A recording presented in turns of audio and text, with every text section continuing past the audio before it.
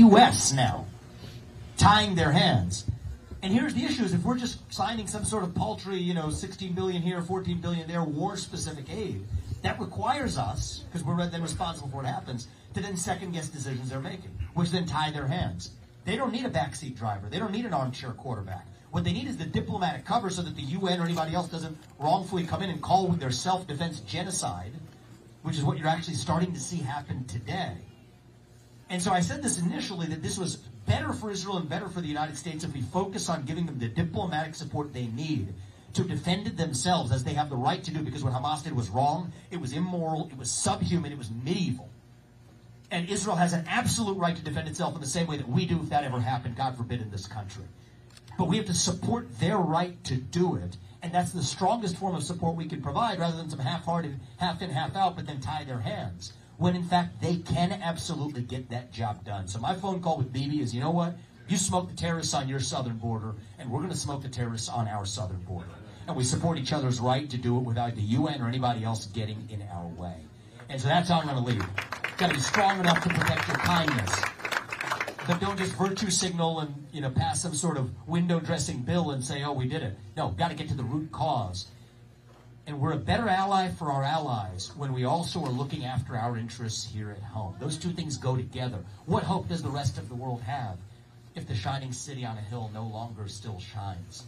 And so I'll ask your friends. I don't blame them, because I know what the news media... one thing I've learned from this is the news media is the distortion in American politics.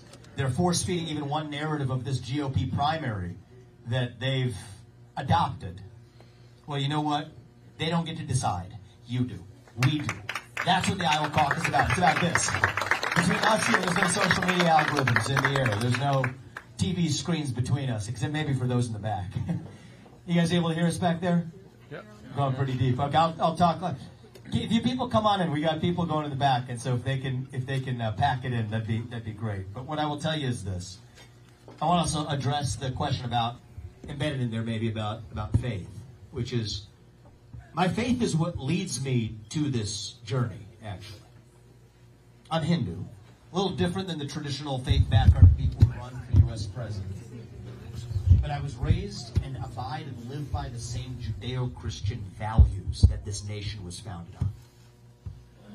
I believe God puts each of us here for a purpose. There's one true God, and He gives each of us our own unique gifts. And it is our duty, our moral duty, to use those God-given gifts to do what is right in the short time that we are given. Now, I went to St. Xavier High School. I read the Ten Commandments for the first time. My parents, the value set they raised us in: honor your parents, family's the foundation, adultery is wrong, the good things in life involve a sacrifice. It's not just about this life, it's about the eternal life. Those are the values I was raised in. When I read the Ten Commandments at St. Xavier High School in 9th grade, it didn't feel like I was reading them for the first time. There's one true God. Don't take His name in vain. Observe the Sabbath. Don't lie, don't cheat, don't steal, don't commit adultery, don't covet, don't kill. That's where my pro-life views come from. Didn't feel like these were unfamiliar values to me, but they're taught to feel unfamiliar in today's culture. Your DEI training session at a local company. You got a local movie theater, what they're teaching your kids in school. But they're not foreign values to most of us. And so, yes, I think we need a president who is able to stand for those shared values that this country was founded on, to be able to spread them, not just to the prior generation, but to the next generation, to people of multiple different faiths. We live in a religiously pluralistic country, and we want people of all faiths to still stand for our shared American values, and above all, to swear an oath to the Constitution and to keep it, including freedom of speech, including, above all, freedom to worship as you wish without the government getting in your way, standing up against that assault on religious liberty that we've seen in this country. So will I swear an oath to that Constitution and keep it? Will I stand for those shared national values I believe better than anybody else in this race or otherwise? You're darn right I will. And that's my responsibility as your next president. And the heart of my faith, one of the core teachings is we don't choose who God works through. That's God's choice. We get to the book of Isaiah, a little further along in that semester at St. Xavier High School. That's the one where God chose Cyrus, all the way in Persia to lead the Jews back to the promised land. And yes, I believe God has put us here for a purpose. Apurva and I believe that about our family. That's what leads us to run. To bring this back to policy, I think right now, it's going to take a president who has two things. One is you need an outsider, somebody with sharp elbows, willing to break glass, to do the right thing when necessary, even if it flouts the norms of Washington, D.C. Trump brought some of that. I bring that on steroids, okay? But it's also going to take an outsider who knows and deeply understands the law and the Constitution in this country. And those two things don't usually go together. You'll have the legal academic over here, you'll have the business guy over here. But I believe God gives each of us, every one of us has our own unique God-given gifts. And it is our job, and right now more than ever, our duty to this country to use those gifts to do what is right. And that's why I'm running for president. It's out of our duty to this country. And I believe if you all do your part tonight, and that's what I'm asking you for, Apurva and I will do ours. We will stop at nothing to make sure our country's best days, not in some fake politician way, but in a true way, make sure that our best days are actually still ahead of us. And that's why I'm asking for your votes tonight. Thank you. I appreciate that. We'll take a couple more. Two more. Thanks. We'll go there and then we'll come here. Oh, my goodness. We'll go as quickly as I can, then we'll give you the final word. So you comment on the left unleashing of lawfare. Okay. Lawfare against conservatives. Number one answer, you cannot reform it. You have to shut it down. And I'm the only candidate. I'm not going to promise you to build you some new building for the FBI. I'm not going to promise you to sort of say that I'm going to put a new figurehead on top, fire Christopher Wray. Those are illusions. Illusions that dupe us into believing that we did something without actually doing the real thing. The right answer, the failed Bureau of Investigation, is to shut it down. You cannot defeat the bureaucracy. You have to end it. Now, I'll tell you, this is a practical plan. A lot of Republicans may even say, is that too extreme? No, what's extreme is the status quo, weaponizing the law against people, parents at school board meetings being termed domestic terrorists, Catholics or other Christians being subject to a different standard of scrutiny. That's not America. And so here's how we're going to do this and this just gives you, we could do this all day, but I'll use this one example just to give you a sense for how real this is. We're ready to go. All we need to do is get into the White House and get started. There's 35,000 employees at the FBI.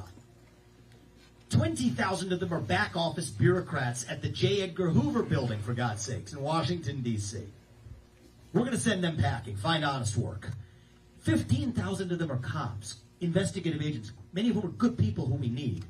We will move them to the U.S. Marshals or to the DEA, both of which have been far more effective at fighting child sex trafficking rings or the fentanyl epidemic. We will move them to the Financial Crimes Enforcement Network at the U.S. Treasury to go after the future SBFs and the financial fraudsters of the world. So we will at once improve effectiveness while ending the weaponization of justice. And you know what? I'll tell the left, 100 years ago in this country, we did have two standards of the rule of law based on your skin color. And it was wrong then, as it is wrong now that we have two standards of justice based on your political beliefs. And so if there's somebody who actually understands this deeply enough, not just to placate you, while building new buildings for the FBI or offering window dressing cosmetic changes and saying we did something, no. Sometimes the truth hurts. But if you actually want to drive the change, we have to get in there and actually be willing to do the hard thing, to actually shut down the bureaucracy, and that's what would actually make our founding fathers proud. They would not be walking around J. Edgar Hoover's building and say they're proud of us. They would say they are appalled, they're aghast. And if I do one thing as your next president, by the time I leave office in January 2033, after 2 terms, if you all put us there, our founding fathers will once again rest in peace, that the country they set into motion is the one that we honor in the way we live today. Thank you, sir. I appreciate that. Right there.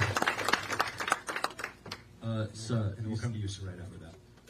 you said that you stand for freedom. Wouldn't you say that your desire to raise the voting age to 25 takes away freedom from young people like myself? It's a great question, sir. So, and I appreciate this, because one thing you got to know about me is, if you care about somebody, you tell them the truth.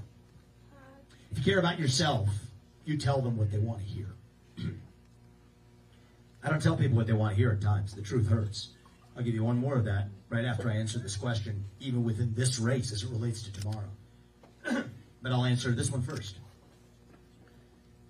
It was controversial when I first said it. I said it here in Iowa, not far from where we are, at a Dallas County rally about 7, 8 months ago. I believe that every high school senior who graduates from high school should have to pass the same civics test that every immigrant has to pass in order to become a voting citizen of this country. That you got to have skin in the game to play in that game. And I want 100% of high school seniors to be able to do that. And even for those that test isn't enough, military service or first responder service automatically checks the box. But at minimum, you got to have some skin in the game to play in the game. I want a tiny percentage of 18-year-olds actually participating in the electoral process today. I want it to be 100% if we can get there. And I think this is actually going to get us there. And so later in this race, a number of months later, there was a lot of controversy, mostly from the left, saying, well, is this too extreme? What is this guy thinking? Is he a nationalist? I don't think that even has to be such a bad word, necessarily. Our nation's founded on ideals. And so forget the name calling. It's about civic duty, actually. And so anyway, a 10-year-old girl, actually, in Iowa named Lena, she read about this in the papers. She came to one of my events later on, enthusiastically. She had a packet of 100-question test and a handwritten note to me. 60% is a passing score on the civics test. Most adults fail it today. Questions like, how many branches of government are there? What branch of government does the U.S. president lead? So we require immigrants to know before they vote. They have to score 60%. Most adults fail it. She's 10 years old. She came to me. She made it a point. She braved through the line. We told no more questions, and she's coming right to the front to hand it to me anyway. And she said, I want you to know something. I took the civics test. I'm 10 years old. I scored 100 out of 100 on it. And if I can do this, I want you to know that every kid in this country should be able to do the same thing. And so that's what we want to revive, is that civic spirit that we're missing. I use that as an opportunity to just say one thing that relates to tonight is, as I said, sometimes the truth hurts. You have a choice to make tonight. I think there's 2 America First candidates in this race. That's Donald Trump and myself. I've defended the man against these unjust persecutions at every step. Last week, I personally filed an amicus brief with the U.S. Supreme Court, laying out what I view as the best legal arguments to keep him out of being eliminated from the ballot. Because frankly, I wasn't sure that his team was going to make those arguments, and they deserve to make for the people of this country. I've stood up against this at every step, but at a certain point for this country, we have to open our eyes, people. They're not going to let this man get anywhere near the White House again. And it's disgusting, but these people now will stop at nothing. And I mean nothing. To keep this man away from the levers of power. But our America First movement cannot end with Trump. Because it didn't start with Trump. It didn't start in 2016. It started in 1776. And we owe it to our founding fathers. And we owe it to the first America First conservative. That was George Washington. We owe it to our history. We owe it to this country to make sure we have another 250 years. And then some still left. They are selling us the rope today that they will use to hang us tomorrow. They want to narrow this to a 2-horse race between Trump and a puppet who they can control. Eliminate Trump one way or another and trot in their puppet. We cannot afford to fall for that trap. And so I'm asking you to do the right thing for our country. Those of you in this room, we have many supporters here. Thank you for being precinct captains, volunteers, vocal supporters of this campaign and this movement from a time where even 9 months ago, people had no idea who I was. Here we are on the eve of what I believe is going to be to win the Iowa caucus. Thank you for everything you have done to get us to this point, starting in this room nearly a year ago. And I'm asking you to help us in this final 12-hour sprint to tonight, less than 12 hours to tonight, to open the eyes of the other people, make good America First patriots who need to see that truth. We love the man because he got this fight started. But now it is our job to finish it. It is our duty to this country to finish it, to take America First to the next level, to actually make sure that we make our founding fathers proud and say that we're not this nation in decline, but we're just still getting warmed up, that we are still only a little young in our journey. It's our duty to this country to make it so. And if I win the Iowa caucus tonight, I'm your next president. And if I'm your next president, our best days may still yet be ahead of us, because we will revive those founding ideals that, yes, I want every high school senior in this country to know about and to be proud of, because that's how we get this nation back. Thank you, young man. I appreciate it. I'll give you the final word, sir. First, let me congratulate you on making your millions before you got into office. Thank you. I appreciate it. Just try to keep it that way. So as an owner of a fee-based wealth management firm, what are you going to do to stop the insider trading that happens with our Great. elected officials? And as a former paratrooper, who's on your short list for Secretary of Defense? And have you ever spoke with Eric Prince? So let me address the first point first. It is so important. This is bipartisan. I don't think that congressmen or senators or bureaucrats should be trading individual stocks. How does that advance the interests of the American public? Put a ban to it. I think we need three-term limits for Congress, 2-term limits for the U.S. Senate, and 8-year term limits for every federal bureaucrat, because that's how you keep a fresh lifeblood in Washington, D.C. I don't think that you should be allowed to lobby the government for at least 10 years, until after you've left that same government. Again, somebody explain to me why this is in the interest of the American people. I don't think you should join the board of a company after you have done special favors for that company as a regulator or a governor or a bureaucrat. But the reason they don't do it is the people vote for their own self-interest. And so I'm going to tell you how I'm going to bring some of those things to bear. The 8-year term limits for the bureaucrats, I'll do that as the president. I'm the president of the United States. I'm the leader of the executive branch. You're a business leader, so am I. If somebody works for you and you can't fire them, that means they don't work for you. It means you work for them because you're responsible for what they do without any authority to change it. And I refuse to be that hollowed out husk of a puppet like the one we have in the White House right now. I don't sit here bashing Biden because what's the point? I mean, he's not really in any sense of the word the president. He's a puppet for the managerial class that sits underneath him. We have to see the truth. And I think that you need a president with the spine that leads the executive branch. That's term limit and corruption, anti-corruption, number one. Ending insider trading, ending individual stock trading, 8-year term limits for the bureaucracy. I'm getting that done as an HR policy in the federal government, and I get to do that without asking Congress for permission.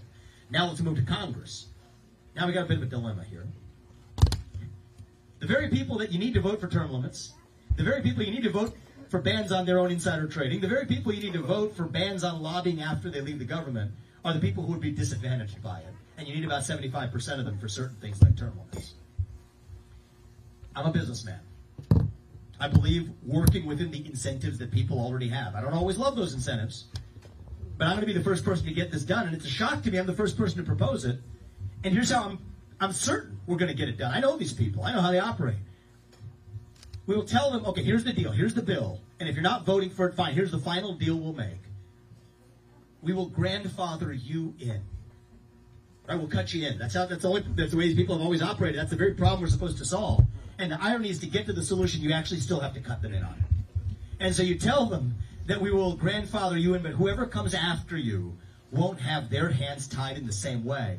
And it turns out these are wildly popular policies. It would pass with sales through that Congress. And I think that's what it's going to take to get this job done. One legislative accomplishment I will promise you as your next president.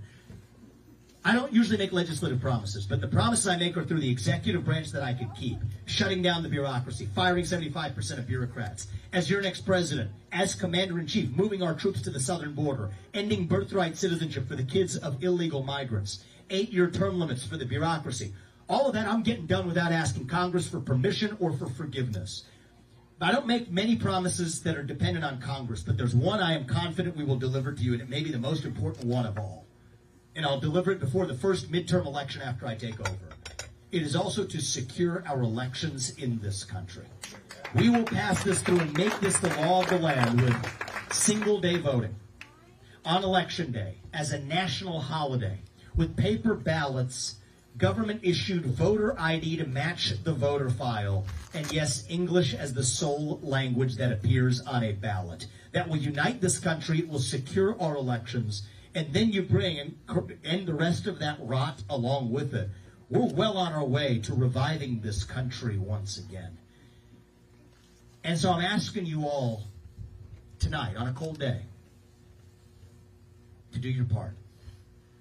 Apoorva and I, we will stop at nothing. We've done 390 of these events, over 390. I was told today it's apparently more than any other candidate in history. It's more than all of the other candidates in this race combined. It has been the most humbling experience of my lifetime. And I understand why Iowa goes first, because this is a job interview. You got to see it that way. Sometimes presidential candidates forget that when you're talking to the media all the time. Go to 100 pizza ranches and it'll put you in your place, actually. Been to more of those than I probably would have been great for my health. We started with the deep dish, we went to the thin crust, now I'm at the salad bar. So by the time we leave Iowa. But it's been the most humbling but fulfilling and memorable experience of our lives. Even tonight, late tonight, when we begin to make our way to New Hampshire, however late in the night that is, we're going to miss this place. We're going to miss all of you. We're going to miss this year. We're not going anywhere. We'll be back for the general election. I'll tell you that. So that's ahead. But this process has been something special for us. And now I understand why Iowa goes first. I get it. I've seen how distorted the media and the super PAC industrial complex is. And this is our last best chance to defeat it. Every one of your voices and votes tonight, and the people who you call to come out with you, which I'm asking you to do, by the way, it's like the equivalent of 1 million people showing up and the impact that it has on selecting the next president. If you asked me a year and a half ago, back when I was a businessman, do you think it matters that Iowa goes first? I would have told you, I don't know if it matters one way or another. With the ardence of the converted, I can tell you that there's a reason why you all go first. We're going to keep it intact. This is how our elections need to be decided. And the final step is tonight. We will stop at nothing for this country. The way we run this campaign, from the snow days of the last week all the way through the beginning of early part of last year, that's how we're going to lead this country. We're going to do our part, but it's not going to be one president coming from on high from the White House to save us. It doesn't work that way, and I will never promise that to you. That's a false promise. If we're going to be saved in this country, it is going to be because we save ourselves. Every one of us playing our role. Every pastor, every parent, every teacher, every coach, every state legislator, people like Steve Holt to Steve King, to many of you in this room, every mayor, every entrepreneur and business owner, every one of us stepping up to play our part in this country. But what I will promise you is that I will play my role as your next president, to actually shut down that bureaucracy and to actually revive our national identity. And that's why I'm asking you for your vote tonight. To do the right thing, not for me or anybody else. Do the right thing for this country. And if you all do your part, Apurva and I, we will do ours to make sure we are no longer this nation in decline. We don't have to be at the end of the ancient Roman Empire. What George Washington would say if he were right here with us right now is that, you know what, as a nation, we are still a little young, actually. Going through our own adolescence, figuring out who we're going to be when we grow up. And when you view it that way, it makes sense again, actually. You go through your adolescence, you go through that identity crisis. You lose your way a little bit. You do some stupid things. But we are stronger for it when we get to our adulthood on the other side. So no, I don't think we have to be this nation in decline. I think we still can be a nation in our ascent. Maybe even the early stages of our ascent. Maybe we're not even at base camp. On our way still to that shining city on a hill. That country where we will look our kids in the eye and mean it when we tell them that you get ahead in the United States of America with your own hard work, your own commitment, your own dedication. And that, you know what, you are free to speak your mind at every step of the way. That is the American dream. That is what we are running to. And with your help tonight, that is what we will revive to save this great country. Thank you for coming today, guys. God bless you and your families. And may God bless our United States of America. Thank you, everybody. Thank you.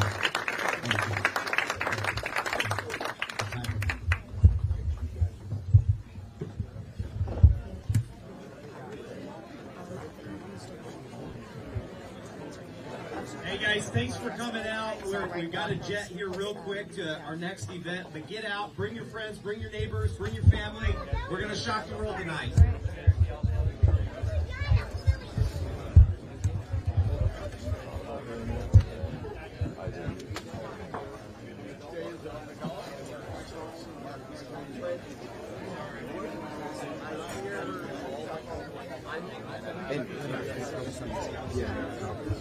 Let's make sure we caucus for Vivek. Be at your precinct at 6:30, before 7 o'clock. Doors close at 7. Be there at 6:30. Caucus for Vivek tonight.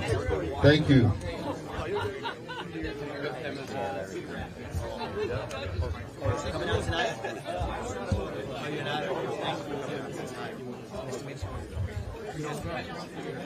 Thank you for coming up, guys. I would say that actually I'm worried about some of the bad policies we're announcing. How about nuclear energy? That's what I would say. So thank you very much. Good to see you. As a group.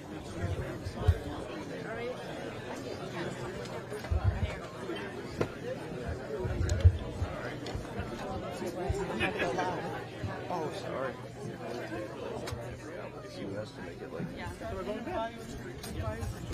Hi guys. Caucus location. I just yelled it on the mic too. Excuse me. Thank you guys so much for coming. No, this is not the best introduction, really. Turn it off. 6:30, y'all. Thank you guys so much. Make sure you guys are at your precinct.